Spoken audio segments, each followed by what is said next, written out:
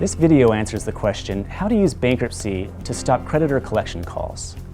First, you have to determine whether or not you qualify to file bankruptcy. There are two different chapters to file, Chapter 7 or a Chapter 13. And you may not qualify for either one, or you might not qualify for one, but you can do the other. In order to qualify for Chapter 7, you must make under a certain amount of income based on your household size. And those numbers can vary, and they're specific to each state and to each year. If you can qualify for a Chapter 7 based on your income, you may not qualify because you filed a previous Chapter 7. You can file a Chapter 13 at times when you don't qualify for a Chapter 7.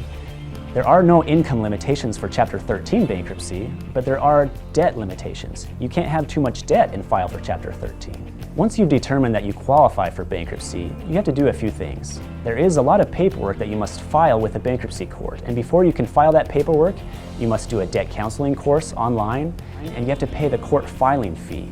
The court filing fee currently for a Chapter 7 is $306. For a Chapter 13, it's $281.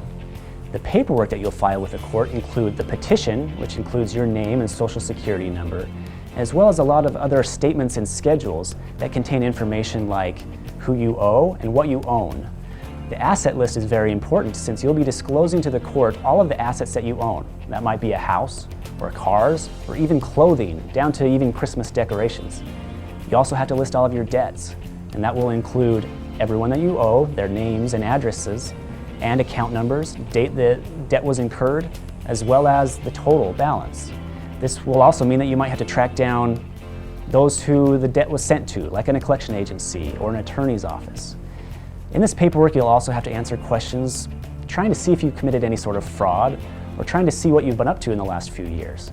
You'll have to answer how much money you've made in the last couple of years. You'll have to see if you've paid any creditors any large amounts of money in the last 90 days. Or have you transferred title to anything? Or have you given any large gifts or sent money to a family member?